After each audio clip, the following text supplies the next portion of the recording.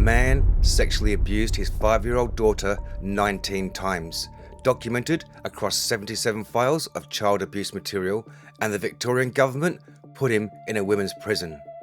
That's not an opinion, that's the court record. Welcome to the Aussie Report, I'm Fred Stone. Let's go through this properly, because every layer of this story is worse than the last. In 2024, the Victorian County Court dealt with the matter of a DPP versus Maloney. The name Maloney is a court-assigned pseudonym. The court uses it to protect identification. Judge Nola presided. The offending was not borderline. It was not a close call. 77 files, 64 images, 13 videos, 19 separate occasions of abuse. The victim was his own daughter. She was 5 years old. Now, for offences like these, the maximum penalty under Victorian law is 25 years. The standard sentence the baseline courts are supposed to work from for this kind of offending is 10 years. The court handed down a total sentence of 4 years and 9 months. The non-parole period, the minimum time that has to be served before parole can be considered, was 2.5 years. Against a standard of 10, against a maximum of 25, that's where we landed. I'll be straight with you. When I first saw those numbers, I had to go back and recheck them. I thought I'd misread something. I hadn't. I'm not here to tell you what the judge should have done. Sentencing involves legal factors the public doesn't always see. I'm not a lawyer, but I think most Australians hearing those numbers against the severity of what was done are going to have serious questions, and they are absolutely entitled to ask them. Now, here's where the story takes another turn. Hilary Maloney identifies as transgender. Under Victorian corrections policy, transgender prisoners can be placed in facilities that align with their gender identity rather than their biology. So Maloney, a biological male convicted of child sex offences against his own daughter, was placed in a women's prison. I want to be upfront about my own view here, because I think a lot of Australians are sitting with the same thought. Men should not be in women's prisons. That's not a complicated position. It's not about being cruel to anyone. It's about the basic safety of women in custody, who are already among the most vulnerable people in our society. A policy that places a convicted male sex offender into a women's facility has failed that test, in my view, pretty badly. Now, I know this area gets political very fast, and I'm genuinely not interested in making this a culture war story.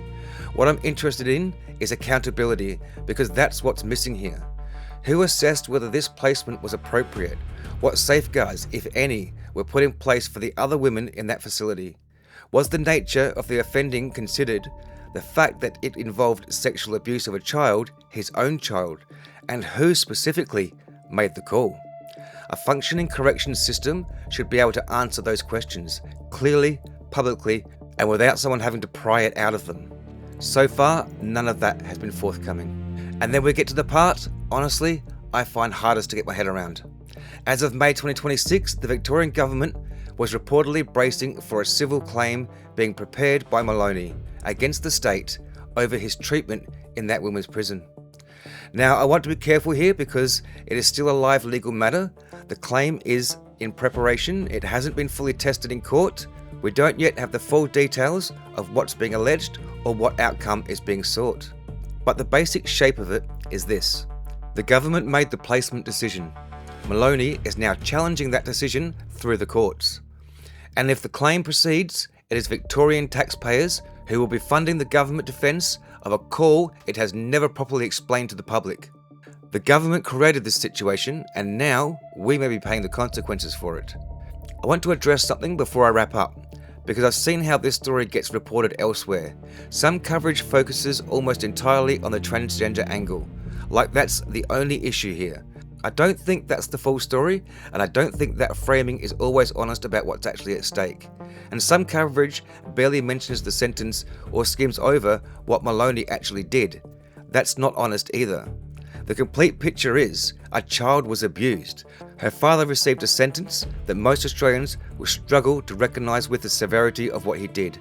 He was then placed in a women's prison under a policy the government has not transparently explained or defended. And the government is now facing potential legal action over a situation entirely of its own making. At every point in that chain, someone made a decision, and the public has not been given a straight account of why. The victim in this case was a 5-year-old girl. She doesn't get a media statement. She doesn't get a legal team lodging civil claims. She was 5 years old, and she was let down, first by her father, and then I'd argue by a system that was supposed to protect her and couldn't even explain itself afterward. I want to know how you're feeling about this one. Drop it in the comments, because I don't think I'm the only one who finds this story genuinely upsetting. Not just as a news story, but as a window into how our institutions are actually functioning right now. The civil claim is ongoing. As more detail becomes public, we'll cover it. The sentencing record is a public document. The citation is on screen now. And to the Victorian government, at some point, someone is going to have to stand up and explain how this was allowed to play out in a way it did, step by step, decision by decision. We'll be there when it happens. Stay informed, ask questions, hold power accountable. I'm Fred Stone, and this is the Aussie Report.